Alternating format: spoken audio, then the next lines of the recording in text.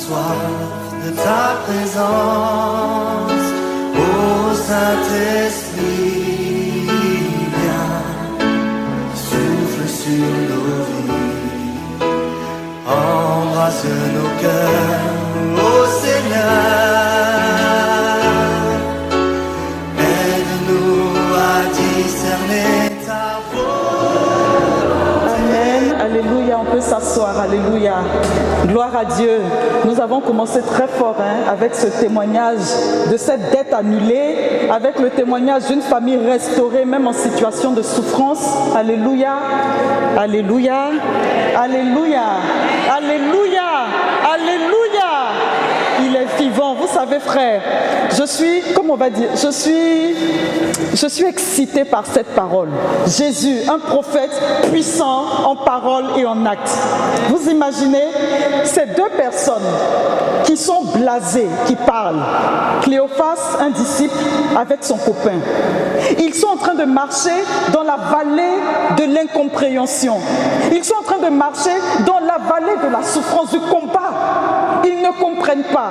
Ils ont marché avec Jésus. Ils ont vu Jésus faire. Jésus capable de guérir. Jésus capable de délivrer. Jésus capable de marcher sur l'eau. Jésus capable de casser le pouvoir de toute tempête. Et c'est ce qu'on a vu le mois dernier.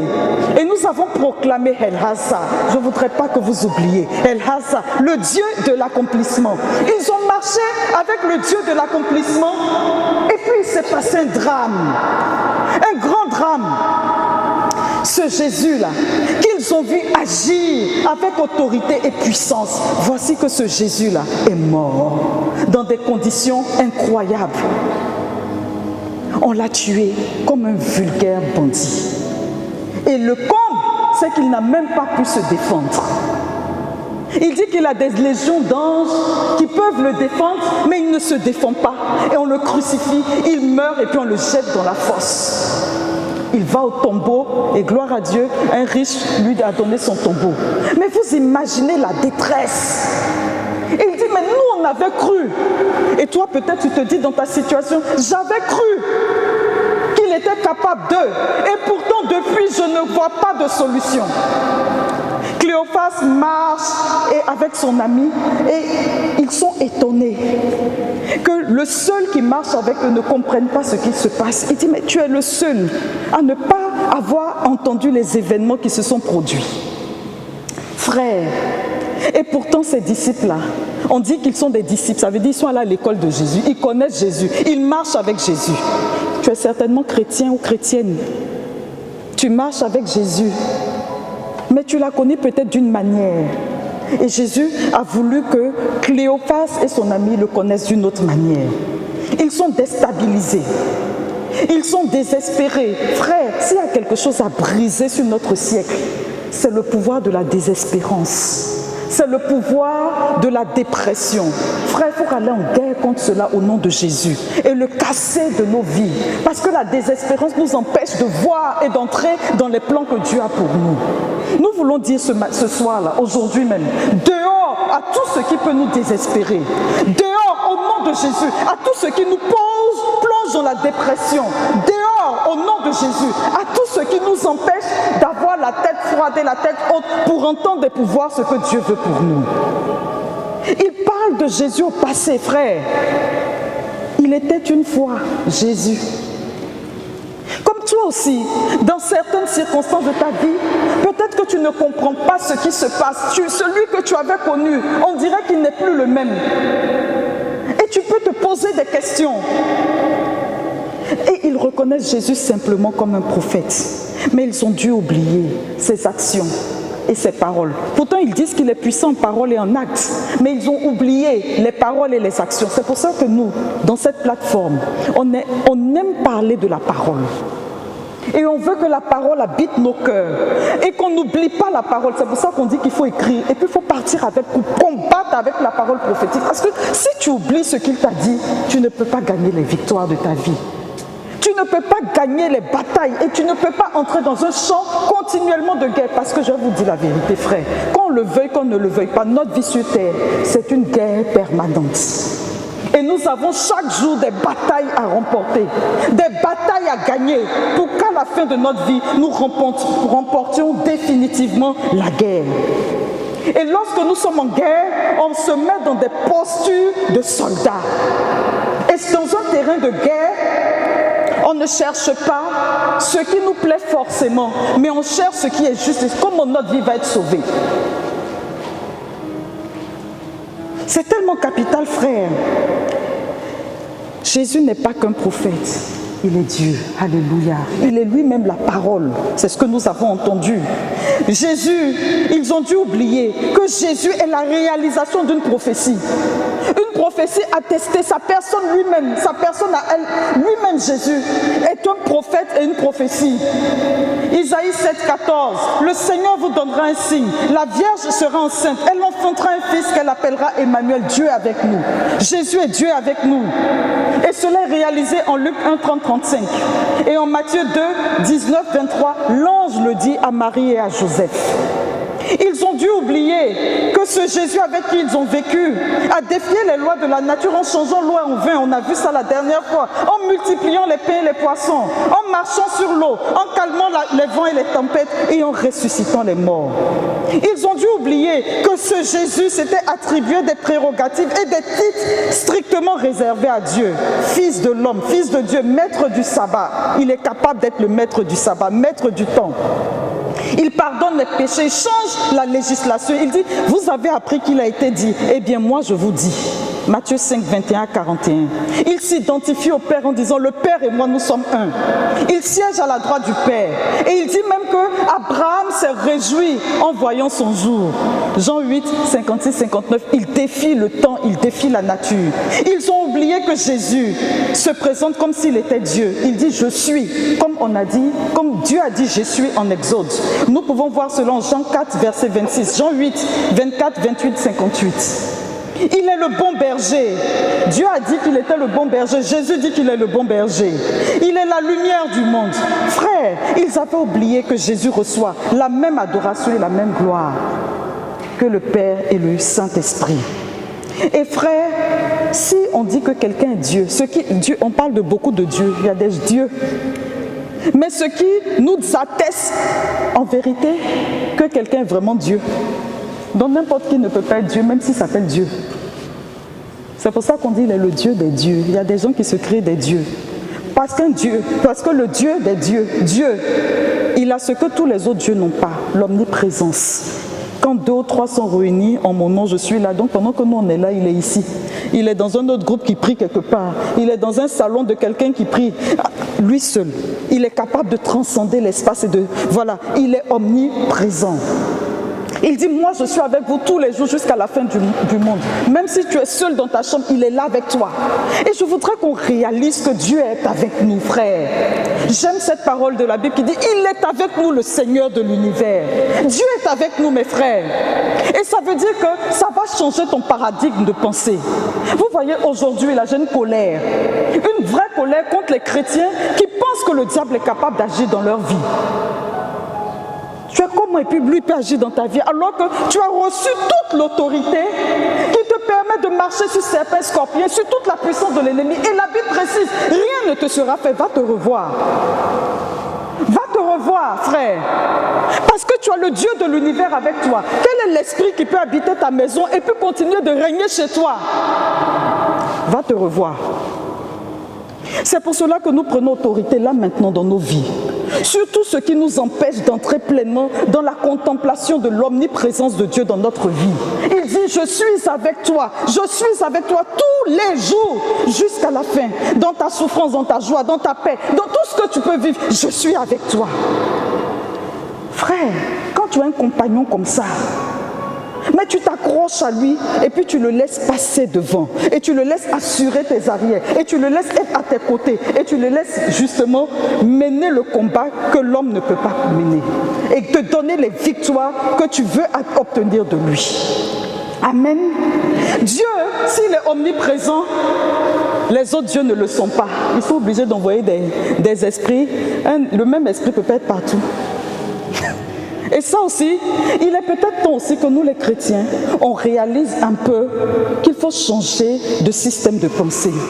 Vous savez, nous sommes dans des temps très urgents. Comment je préparais ce temps? Je me demandais, Seigneur, je vais leur dire quoi? Et j'ai dit, aïe, j'ai failli ne pas venir, mais je suis venue quand même. Je vais leur dire quoi? Et je prie dans la maison, je prie.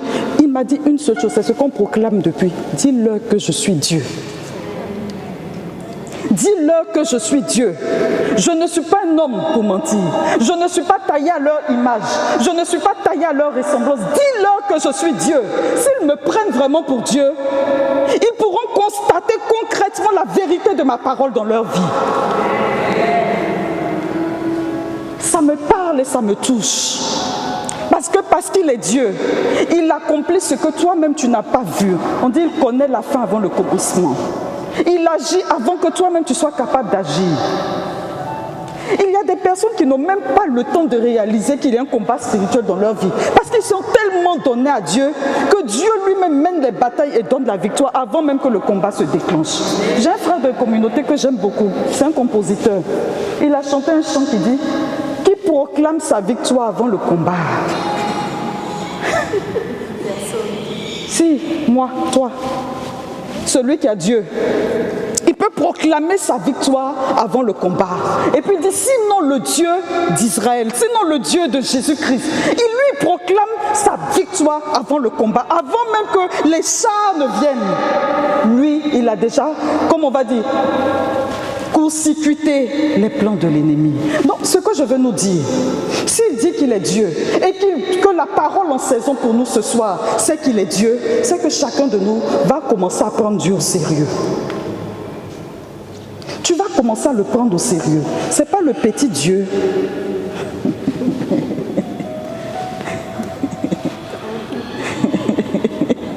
Ce n'est pas le petit Dieu que tu as taillé dans ton esprit.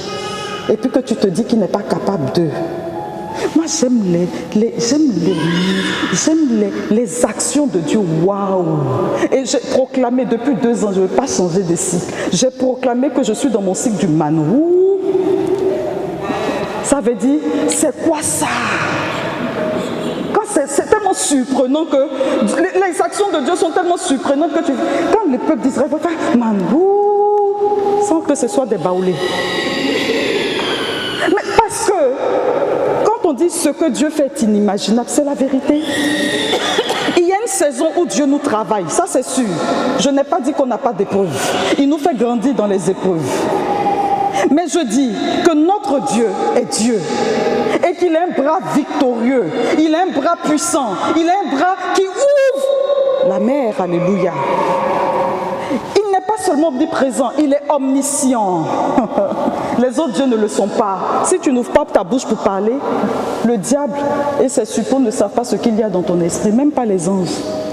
C'est quand tu parles, ou bien que ils devinent, ils essayent d'avoir une forme de connaissance à travers comment tu fonctionnes. Mais Dieu, il sait tout. Il sait quand tu te lèves, quand tu t'assois. Il te voit caché dans un trou noir. Donc il est capable de voir une fourmi noire dans un trou noir, dans la nuit noire. Il est Dieu. Et justement, c'est parce qu'il est Dieu, omniscient, qu'il a l'omniscience, la connaissance suprême, qu'il donne à ses serviteurs une portion de la connaissance qui s'appelle l'esprit de révélation. C'est pour cela que l'une des batailles de ta vie, les batailles de ta vie et les victoires de ta vie, tu les mènes et tu les gagnes avec l'esprit de révélation. La parole proclamée sur ta vie. Les chrétiens, arrêtons d'être paresseux. Vous avez les messages comme ça, vous n'aimez pas. Je te guérirai, oui, amen. C'est ça là qu'on fait. Et puis tu t'en vas, hein? Tu as fini de chanter, je te bénirai, amen. Je te guérirai, amen. Et puis tu arrives chez toi, tu es triste. Tu vas de groupe en groupe, de lieu en lieu, rien ne change. Tu roules même, tu reviens, boum. Il y a un moment là, j'ai dit aux gens qui venaient prier, ne mettez plus de collants. Ils mettent les collants. Un jour, j'ai dû arrêter une dame comme ça. Je n'aime pas ça. Hein. Je n'ai pas dit que Dieu n'est pas puissant. Je n'ai pas dit que ce n'est pas bien. Mais elle vient avec son collant. Et puis elle se bloque comme ça. Et puis elle attend ce que tu vas dire. Donc quand tu dis, oh Saint-Esprit, Saint-Esprit, hey, calme-toi madame. C'est quoi ça là? Après je dis, bon, nous allons demander à la Vierge Marie, notre mère, de soutenir ce temps. La Vierge est là, la Vierge est là, la Vierge est là. Tais-toi. Vous voyez, c'est vrai qu'il y a une saison de la vie où peut-être qu'on en a besoin pour nous conforter dans notre chemin de foi. Mais la saison dans laquelle on est là, c'est une saison d'urgence où tu dois saisir l'épée du combat que Dieu te donne. Et cette épée-là, c'est la parole. Pour trancher dans tous les sens. Parce qu'au travail, tu as besoin de la parole. Dans ton entreprise, tu as besoin... J'ai bien aimé son témoignage. Hein. L'entreprise qui devient une mission. C'était qu'en 2016, ça fait, je ne sais pas calculer. Je suis hors du temps. 2016, 9 ans. En 2016, nous étions en train de prier. Quand le Seigneur nous a dit, il ne faut pas que ça vous choque, Dieu parle. Je dis ça au rationnel. Voilà, Dieu parle, il continue de parler.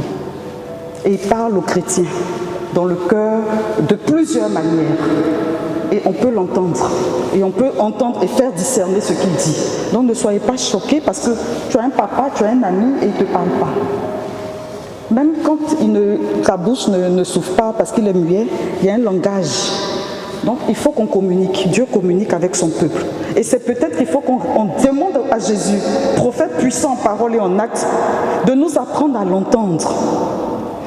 En 2016, le Seigneur nous a dit qu'il était important que nous lancions au milieu des chrétiens la prise de conscience de l'onction royale qui reposait sur leur vie. Parce qu'il était capital que les chrétiens entrent, comme on va dire, dans l'expérience d'entreprendre, dans l'expérience d'être qualitatif au travail, dans l'expérience d'avoir les moyens financiers et de bâtir leur église et d'avoir un témoignage stable. Parce qu'il y a des moments où on parle à la table des puissants. Il y a des moments où, pour se réunir, vous ne pouvez pas aller à l'Élysée comme ça pour prêcher. Mais si vous aviez développé l'onction royale et que vous étiez ministre ou ambassadeur d'eux, vous auriez eu l'occasion d'entrer à l'Élysée. Et si vous ne pouvez pas prêcher à l'Élysée, vous aurez peut-être mis la petite croix de la rue du Bac quelque part, ou bien un Chantal, ou prier dans le secret de ce que vous voyez là-bas. L'onction royale, elle est importante parce qu'il nous faut posséder des territoires de nos vies. Et il nous disait ça, il a dit, c'est la saison où il faut interpeller les chrétiens, surtout les chrétiens charismatiques, qu'ils sortent d'un genre de vie spirituelle, qu'ils deviennent des chrétiens avec les deux pieds bien enracinés, et qu'ils gagnent des territoires professionnels, qu'ils gagnent des territoires financiers, qu'ils gagnent des territoires dans leur maison. Tu veux inviter quelqu'un, même quand tu lui parles de Jésus, tu peux l'inviter dans un lieu où tu es tranquille. Tu peux lui annoncer parce que ta maison est belle. Comme chez Chantal, il y a la piscine. Même ici, il y a la piscine. Je suis partie chez elle, il y a la piscine. Donc, je ne sais pas comment c'était avant, hein, parce que si tu dis qu'avant c'était joli, joli, grand, ce que moi j'ai vu là, c'est pas petit. Hein. Voilà, donc ça aussi, il ne faut pas relativiser, parce qu'en France, avoir une maison, ici en France, une maison comme ça, c'est qu'on n'est pas n'importe qui. Hein. Voilà, donc, mais ça donne un témoignage. Et c'est important, il faut qu'on se le dise, frère. Et ce soir, je ne sais pas, ce n'était pas mon sujet, mais j'ai envie de prier pour ça. Pour que nous, là, on revienne dans l'onction qui nous avait été communiquée en 2016. Le Seigneur nous a dit, je veux vous faire passer entre les mailles du filet. Les temps qui arrivent seront mauvais. Il nous a même dit, dans les 5 ans qui viennent, les temps vont commencer tellement difficiles qu'il serait bon. Donc, les laïcs, là, n'ont pas pris au sérieux. Ça m'a fait mal, hein. Celles qui ont pris au sérieux, là, aujourd'hui, elles sont millionnaires. C'est vrai ou c'est faux? Dans notre groupe là, celles qui ont pris cette parole au sérieux aujourd'hui, elles sont millionnaires. C'est-à-dire que Dieu leur a donné la grâce de passer entre les mailles, effectivement. Il y a une qui est dans une entreprise où pour avoir une promotion, il faut absolument être dans des, comme on va dire, des sociétés secrètes. Elle a atteint des niveaux. Quand elle est arrivée à ce niveau-là, un jour ils sont partis à une sortie, ils ont des sorties entre eux là, tout le monde ne va pas à ces sorties. Et puis il y a un qui lui a dit, mais elle, qui est la coach, comment elle se retrouve parmi nous? Parce que Dieu lui a donné la grâce de passer entre les mailles, d'atteindre les niveaux jusqu'à devenir elle aussi DG de je ne sais quelle région. C'est-à-dire que quand ils se sont retrouvés, c'était entre eux chef des chefs. Et elle aussi, à chaque fois, elle était chef des chefs. Mais comment elle devenait chef des chefs? Elle s'appuyait sur la parole prophétique et on priait. Il faut dire ça aux chrétiens. On va arrêter de prêcher un évangile qui flatte les gens. Il faut prêcher un évangile de puissance. On en a besoin dans cette saison. À chaque étape, on priait. Et je me souviens, à une des étapes de sa vie spirituelle, et on priait, et puis c'est à la suite d'une Pentecôte. Ce qui est marrant, à la Pentecôte, les gens demandent des charismes. Les gens veulent tomber, les gens veulent crier. Où on est parti là? Les gens criaient, tombaient. Elle n'est pas tombée, elle n'a pas crié. Le lendemain, on s'est retrouvés à la maison. Hier, je lui ai dit, on va saisir l'onction de la Pentecôte. Il y a une Pentecôte aussi pour les laïcs, et on a commencé à prier. Quand on prie, quelle est la grâce que Dieu lui donne? La grâce royale. Et Dieu lui dit, là où tu es actuellement, là, cette entreprise dans laquelle démissionne et puis postule ailleurs. Sa situation était tellement, comment on va dire, tellement chic là-bas qu'elle se demande comment Dieu peut lui dire de démissionner. Ça lui a fait mal. Il dit, démissionne. Elle n'a pas voulu au début. Et puis, ce qui s'est passé, c'est qu'elle a quand même postulé dans l'obéissance là où on lui a dit de postuler.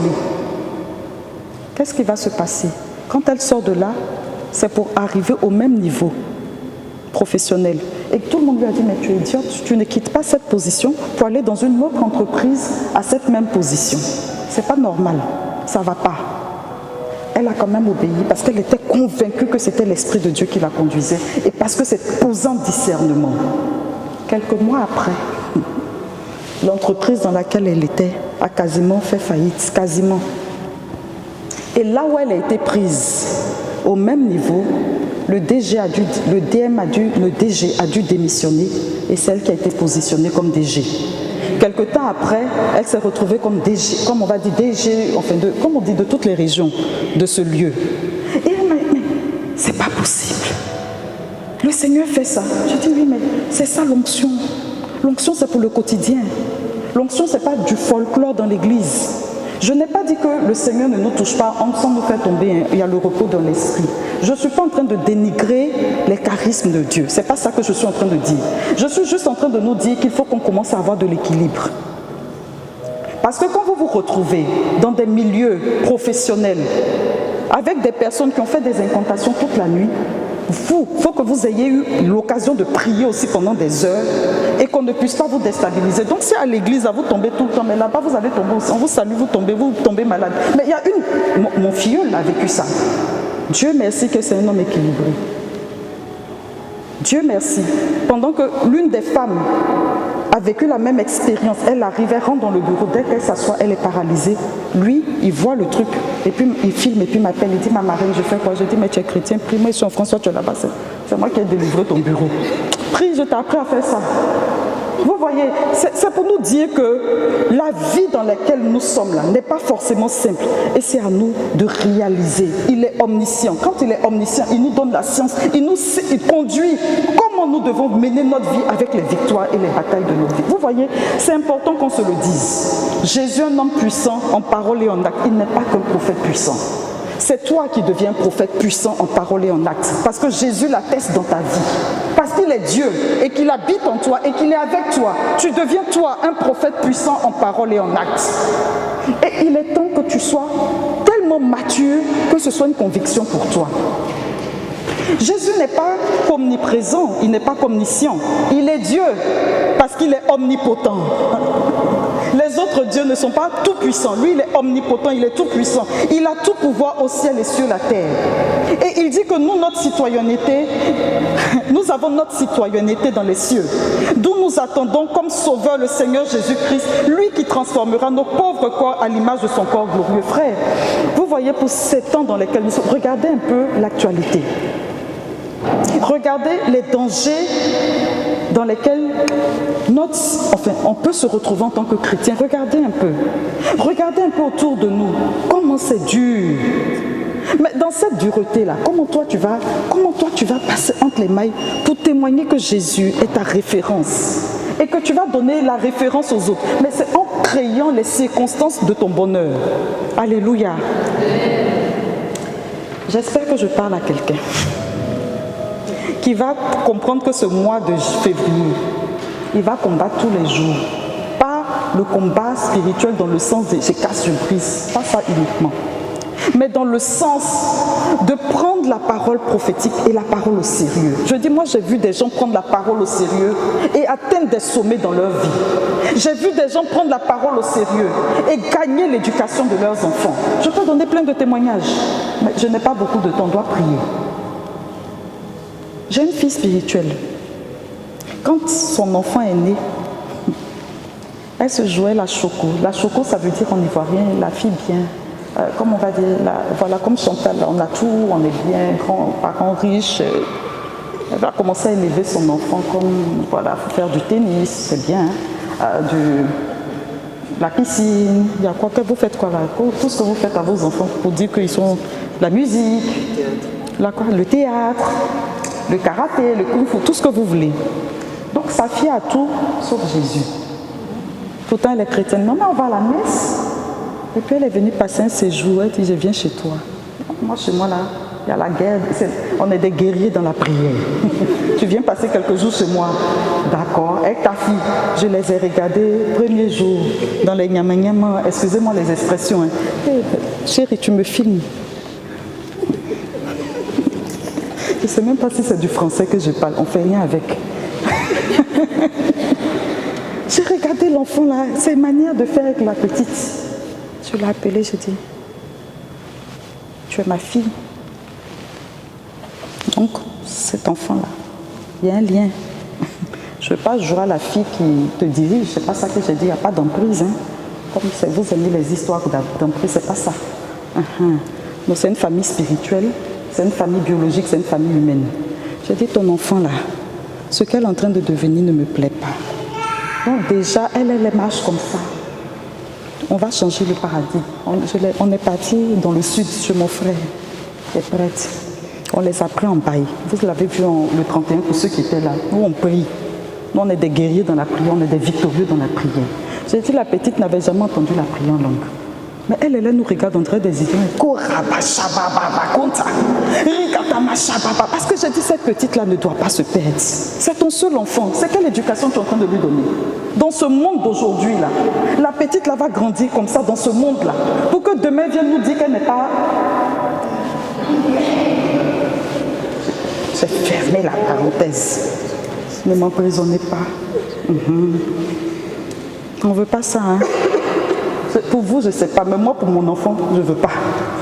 Ce n'est pas mon partage. Tu peux le dire, hein, ce n'est pas ton partage. En tout cas, donc je dis, si tu ne commences pas à lui donner les valeurs maintenant, demain, là, on va pleurer. J'ai acheté peut-être, je ne sais même pas si ce n'est pas 100 livres, même, je ne sais pas, ou 50 livres de saints. Tous les saints que je pouvais rencontrer à la procure. J'ai ramassé tous les livres là, et puis je dis, chérie, c'est ton cadeau, lis, c'était pas Noël, c'était pas anniversaire, lis. Les trucs des enfants. Elle a commencé à lire les livres, elle a commencé à s'imprégner de l'histoire des saints. Son système de pensée a commencé à changer. Elle a commencé à voir sa maman prier. Et quand moi j'arrivais chez eux, je rentrais dedans aussi. On se parle jusqu'à un moment, je mettais mon voile, on a pris les photos, je lui ai montré, ça n'a pas très longtemps. Voilà, c'est que commencer à lui donner le goût des choses de Dieu. Est-ce que ça là, c'est ne pas aimer son enfant? Dire à son enfant que Jésus est Seigneur, c'est un péché. Les frères, je pense que cette grâce de l'omnipotence là, Dieu l'est et il nous donne une part de sa puissance pour que nous ayons des actes puissants dans notre quotidien. La fille a commencé à élever son enfant. Quand la petite venait, elle avait peut-être 4-5 ans. Aujourd'hui, c'est une belle jeune dame. Hein. Elle vient d'avoir son emploi. Je suis très fière d'elle. Mais la petite est devenue ce qu'on va dire la stature. J'ai dit, quand elle a eu 21 ans, j'ai dit à sa maman, tu vois, tu as réussi ta mission. Maintenant, là, elle est adulte, elle est responsable de ses choix. Tu n'as rien à voir avec ce qu'elle va devenir. La petite était dans son université, à l'INPHB. Prière, c'est-à-dire elle peut aller faire des veillées de prière, elle peut prendre des temps de jeûne. Elle a même décidé qu'elle serait, comme on dit, mon héritière à la citadelle. Quand je mourir, c'est elle qui sera la chef de la citadelle. Bon, c'est pas moi la chef de la citadelle, ça y est, mais en tout cas, elle a décidé, c'est elle qui s'occupe de la section enfants du ministère. Là, aujourd'hui, ils étaient encore en mission, je vois ces centaines d'enfants là. Vraiment, comment la petite a pris son destin en main. C'est un territoire. Nous avons à gagner les territoires de nos vies avec la puissance de Dieu, l'omnipotence de Dieu. Et les territoires de nos vies sont multiples. Ça, ce sont des exemples que je donne, mais il y en a d'autres. Et tout ça, c'est avec l'onction royale. C'est-à-dire l'onction qui nous permet, de diriger, de conduire notre maison et notre vie. Dieu n'est pas omnipotent, il n'est pas omniscient, il n'est pas omniprésent, il est immuable. Les autres esprits ne le sont pas. Dieu, il est. Il est le même hier, aujourd'hui et éternellement. Hébreux 13:8. Il est l'éternel. Il dit qu'il est l'alpha et l'oméga. Et c'est notre foi, frères et sœurs. C'est notre foi. Et quand on vient dans ce temps aujourd'hui, nous voulons nous accrocher à la parole. Il dit qu'il est Dieu. Il dit qu'il est Dieu. Si nous avons décidé de croire qu'il est Dieu, nous croyons qu'il est tout puissant et qu'il n'y a rien qui puisse ne pas céder sous son autorité, sous son pouvoir. Jésus guérit les malades. C'est vrai que dans le cas de Patrick, il y a un mystère. On en a un peu parlé la dernière fois. Il y a des mystères de la prière non exaucée de manière apparente. Mais Dieu a passé un quart, sinon plus, il ne faut pas que je raconte n'importe quoi. En tout cas, 3/4 de son ministère a guéri, a libéré. Donc, c'est des choses qu'on peut demander, on a le droit de demander. Et vous voyez, ce soir, si nous voulons prier particulièrement avec vous, c'est pour demander à Dieu de nous donner du poids spirituel. Moi, j'ai très mal au cœur. Quand on a des assemblées de prière, qu'on est béni, et quand on retourne chez nous, et qu'on est encore en train de ployer sous le poids du fardeau. Il a dit, venez à moi, vous tous qui êtes fatigués, et je vous donnerai du repos. Il y a des moments où notre prière peut ne pas être exaucée là comme ça, mais elle sera exaucée dans tous les cas. Comment ou je ne sais pas. Et vous voyez souvent dans les assemblées, on veut le miraculeux, le merveilleux. Mais je crois qu'il faut préférer les assemblées où on vous prêche la parole. Parce que quand vous avez la parole, vous avez la victoire. Je me souviens, je ne vais jamais oublier ce gratuitement. Au début du ministère, on ne priait pas pour les gens. On priait pour personne. Si Yvette se souvient, il n'y avait pas de parole de connaissance, il n'y avait pas de... On priait, on venait célébrer Dieu gratuitement. On appelait ça gratuitement sa présence. Mais je vous assure que dans ces gratuitement sa présence, le nombre de miracles que j'ai vus, je me demande si je les ai vus dans des temps de prière où on prend le temps de se lamenter. Je me souviens de cette jeune dame. Ah là, ça c'est un témoignage qui m'avait bouleversée, même s'il peut ne pas paraître spectaculaire pour vous. Qui ne parlait pas avec sa marraine depuis 15 ans. Parce qu'elle avait eu une liaison avec l'époux de sa marraine. Vous imaginez la blessure. C'est comme si vous prenez le mari de votre maman. En plus, il y avait des liens de sang. Cette fille était, quand la marraine a découvert, elle lui a dit, je ne te parle plus, tu disparais de ma vie, il n'y a plus rien entre nous, sauf qu'elle est la marraine de son baptême. Peut-être que nous, on devient marraine sans trop comprendre, mais c'est une responsabilité qu'on a quand on est marraine. Donc vous ne pouvez pas la rejeter. Mais elle a dit, je ne te parlerai plus jamais. Si tu peux prendre mon mari, c'est que tu peux faire pire. Elle n'a pas divorcé, elle est restée avec son mari, mais cette blessure est restée ardente. Pendant 15 ans, on était dans un temps de louange simple.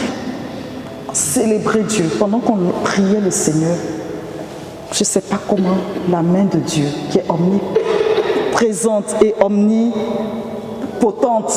et qui est omnisciente, c'est incroyable qu'on dise qu'une main soit omnisciente, est allée rejoindre la dame. Je ne sais pas comment il a opéré la dame. Je ne me demandais pas comment il a fait. C'était un samedi. Le lendemain, dimanche, on se revoit à la messe. Elle me dit, ma soeur, il y a eu un miracle.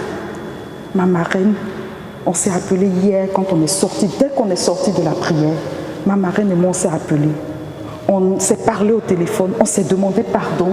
Elle a demandé pardon de m'avoir rejeté comme ça pendant des années. Moi aussi, je lui ai demandé pardon. Et on s'est dit non, c'est pas cette erreur-là qui devait... Et on s'est réconciliés. Mais ça m'avait tellement touchée.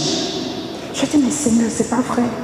Même si on avait fait un temps de prière de guérison intérieure, même je ne sais pas si ça allait se passer comme ça. Louer le Seigneur pendant qu'on le célébrait, pendant qu'on était dans sa présence, à l'adorer et à écouter sa parole. Selon ce que les mystiques disent, la louange est devenue comme une bombe qui allait bombarder les positions de l'ennemi dans cette maison-là, qui maintenait la division et a donné à cette fille-là de trouver enfin la réconciliation. Je me souviens de cette dame qui était venue à un temps sous le figuier. Sous le figuier, on ne prie pas pour quelqu'un, on prêche. On parle pendant 3 heures, on enseigne pendant 3 heures. Cette femme travaillait dans une grande multinationale de la place. Elle était timide, timorée, parce qu'elle vivait dans un environnement, et puis en plus elle était évangélique. Ça me plaît, évangélique. Timide comme tout, elle ne pouvait pas lever la tête devant ses patrons, devant ses collègues. Et elle était dans un milieu vraiment mystique, ésotérique. Elle vient sous le figuier et pendant que la parole est prêchée, il y a la délivrance dans son être intérieur. Elle commence à prendre de l'assurance, à saisir l'onction de l'autorité spirituelle. Et puis quand elle arrive au travail, aïe, aïe, aïe, aïe, aïe, aïe, aïe. Mais ça a changé, c'est-à-dire qu'elle qui n'était pas loin du, comme on va dire, je vais mettre entre guillemets du licenciement, la voici elle qui est promue. Parce qu'elle commençait à avoir de l'assurance que donne le Seigneur, la vie d'une personne embrasée par la présence de Dieu. Il y a des batailles qu'il nous faut avoir en tête et des victoires qu'il nous faut saisir. Je me rappelle de cette dame qui avait son enfant, et là c'était plutôt au Niger, malade, dans la drogue, totalement droguée. Mais vraiment, la mère était dans une souffrance incroyable. Elle ne peut rien dire à son fils, mais c'est terrible. Et puis, on était dans une assemblée entre femmes. Et puis on a commencé à chanter. Inonde nos maisons, inonde nos maisons. On a changé le chant. Inonde nos maisons, inonde nos maisons. Et puis après on a commencé. Inonde nos enfants. Waouh! Dans inonde nos enfants là. L'enfant, on ne sait pas où il était. Totalement inondé de la grâce de Dieu. Totalement inondé. L'onction de Dieu a commencé à l'inonder. Comme si il avait, comme on va dire, tu te noies et tu vomis. Parce que moi, je ne me suis jamais noyée. Bon, je ne sais pas si vous êtes déjà noyé ou bien en situation, tu t'es déjà noyé. Donc, tu bois l'eau et puis quand on te sauve là, tu vomis. Voilà. Donc, inonde. Il a été inondé. Quand c'est sorti là, le dégoût total de la drogue. Il m'a envoyé un message, elle a écrit. Pardon? Inonde nos quartiers alors. Mais c'est à nous de prier. C'est à nous de prendre position. On change l'atmosphère. On change l'atmosphère de nos quartiers. On peut changer l'atmosphère de notre ville. C'est à nous de prendre notre responsabilité. Dieu nous a donné une langue affûtée. Vous pensez que notre langue là, ça sert à critiquer? La langue là, ça sert à parler pour que nos circonstances changent. Donc, je parle. Non, Dieu nous a donné une parole affûtée. On a prié la dernière fois pour la langue, pour que la langue soit formée à dire des choses qui bénissent et qui attestent ce qu'elle dit. Je n'ai pas dit que c'est de la magie, que ça va se faire tout de suite. Il y a des choses qui vont prendre du temps. Et quand on va dire ça, on va dire vous êtes illuminé. Mais les résultats prouvent qu'on n'est pas illuminé. Les résultats nous montrent que c'est une réalité spirituelle. Et c'est ça là que nous on veut vous communiquer quand on vit ces temps-là. Quand on est d'exercices qui nous font déplacer nos montagnes. Jésus dit parle à la montagne. Sophie, ça paraît un peu ridicule. Tu te mets devant une montagne et puis tu parles montagne, déplace-toi. Mais il dit de parler à la montagne. C'est lui qui est Dieu. Te dit de parler à la montagne, c'est que la montagne a la capacité de t'obéir. Bon, je n'ai pas dit d'aller devant n'importe quelle montagne. Une montagne, déplace-toi, c'est pas ça. Ta montagne là, c'est le combat de ta vie, la réalité de ta vie. Jésus te dit de parler, parle. Mais pourquoi notre parole est faible? Pourquoi nous ne sommes pas des hommes puissants en parole et en acte? Mais parce que nous utilisons mal notre bouche. Et c'est ça qu'on a pris la dernière fois pour prier. On a supplié Dieu de sanctifier nos lèvres pour que ça change. La parole, frère, tu as ce pouvoir, sœur. Mais pour ça, là, il faut que tu travailles ton alliance avec Dieu. Il dit, je suis avec toi tous les jours, jusqu'à la fin du monde. C'est que nous, on peut prier pour vous à un temps comme ça. La dernière fois, on a prié. Mais quand tu vas rentrer chez toi, il faut que tu saisisses la parole qui t'a été prêchée. Même si c'est une phrase, tu notes et puis tu pries avec. Tu pries avec, tu changes les circonstances de ta maison, tu changes les circonstances de ta vie avec. Chacun a son alliance avec Dieu. Mais pour faire ça là, il faut que toi tu aies ton alliance avec ton Dieu. Et que tu regardes la montagne de ta vie. Et que tu décides que toi, tu es attaché au Dieu vivant, qui est un Dieu puissant en parole et en acte, et qui t'a communiqué la puissance de la parole et des actions. Et puis commence à transformer tes circonstances. C'est à toi de transformer tes circonstances. Mais va dans ta maison. Il dit enferme-toi, prends, mais prie. Voilà, c'est avec ça qu'on va prier ce soir, pour ne pas aller plus loin. On va prier, il est Dieu. Il dit de dire qu'il est Dieu. Est-ce que tu veux croire qu'il est Dieu? Dieu, ce n'est pas ton Dieu créé de façon qui n'est pas fort. Un Dieu. Le Dieu puissant et saint, le vivant à jamais, le roi des rois, celui qui détrône tout. J'aime trop le témoignage de mon frère de communauté. L'arbre est déraciné, il dit, j'ai déraciné l'objet de ta peur. Si nous prenons Dieu au sérieux, beaucoup de choses vont bouger dans nos vies. Si nous prenons Dieu au sérieux, il faut bien écrire ça quelque part, si je prends Dieu au sérieux. Et je suis en train de me dire de la manière dont le Seigneur efface actuellement les dettes là, peut-être que c'est le temps de saisir à partir de ce témoignage-là quelque chose. Deuxième témoignage que je veux rendre avant qu'on ne prie, du samedi dernier. Ça m'a touché, la protection de Dieu. Les chantres, on a invité des chantres qui sont venus de la Côte d'Ivoire. Donc Geneviève Brou et son équipe. Ils partent donc de la Côte d'Ivoire, de France dimanche, le lendemain du concert. Corsaire, ils finissent. Le temps qu'ils arrivent chez eux, il est à peu près minuit. Et Geneviève dit à son mari, je sens qu'il faut qu'on fasse la messe. Donc, comme on est en communauté, Dieu merci, elle appelle un de nos frères de communauté. Et le père lui dit, mais il est bientôt 1h du matin, il est quasiment 1h du matin, c'est quel type de messe? C'est la messe du dimanche ou c'est la messe de lundi? Elle dit, je ne sais pas. La seule chose que je sais, il faut qu'on dise la messe. Donc le père est venu dans la nuit là, leur dire la messe. Ils finissent la messe. La chantre la choriste et le batteur doivent rentrer chez eux. Christophe dit qu'il a senti un moment qu'il fallait qu'il dépose le batteur. Voilà, vous voyez, Dieu nous parle, mais on n'écoute pas toujours. Et puis il s'est dit, non, comme il n'habite pas loin, je le laisse partir avec un taxi. Et puis il demande au père de déposer la fille chez elle. Donc le monsieur va avec le taxi, Salomon le batteur. Le Yango c'est l'équivalent de Uber, tombe en panne. Donc il est obligé de descendre dans la nuit là, du Uber on va dire, pour que tout le monde s'y retrouve.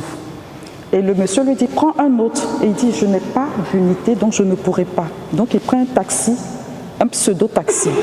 Il avait toutes ses affaires, il avait acheté des baffes, tout et tout. Et le taxi va faire un moment de mouvement là.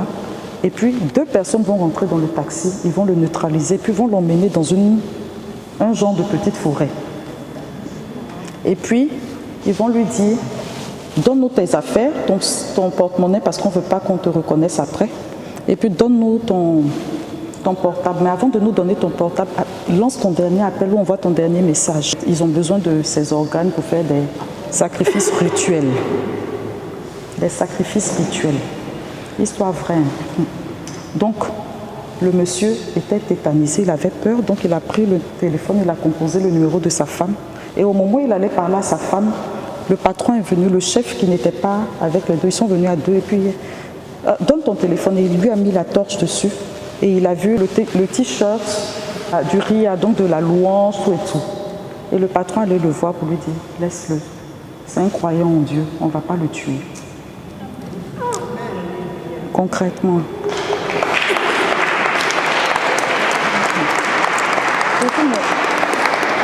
Et donc ils l'ont laissé là, le pauvre. Donc traumatisé comme il était, il n'a plus osé prendre de taxi. Il n'a plus osé appeler de Uber. Non, il est resté là, dans le coin, là, jusqu'à 6 heures du matin, avant d'avoir l'occasion de rentrer chez lui. Elle dit, mais Geneviève m'appelle, dit, mais je ne sais pas la mission, là, vraiment. Je dis, mais c'est incroyable. Donc, on allait venir nous dire que Salomon est mort. Elle dit, elle a dit, Salomon, si tu étais mort, j'allais mourir. Parce que c'est moi qui t'ai mis dans cette histoire. Et j'ai dit, Geneviève, si Salomon était mort, que tu étais morte, moi aussi j'allais mourir. Parce que c'est moi qui vous ai mis dans cette histoire. Et ça m'a touchée. Il dit, c'est un croyant en Dieu. Ça veut dire que même là encore, on peut être traumatisé dans la vie. La marque de Dieu sur notre vie peut nous mettre à l'abri. La parole, la prière, la parole. Imaginez que ce monsieur n'était pas sous l'onction de Dieu. Qu'est-ce qui serait arrivé? Et je lui ai dit, encore un témoignage, c'est douloureux, mais ça reste un témoignage pour dire que la parole sur nos vies nous préserve du mal. Alléluia. On va prier avec ça pour les quelques minutes qui nous restent. Nous allons prier.